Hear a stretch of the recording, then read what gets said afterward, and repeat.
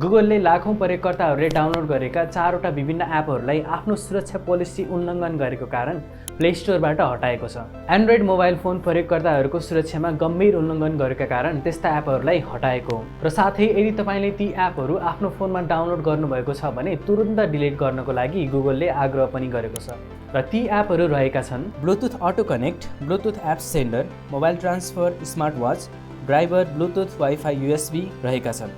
र ती 4वटै एपहरूलाई mobile app group भन्ने एप डेभलपमेन्ट कम्पनीले बनाएको हो।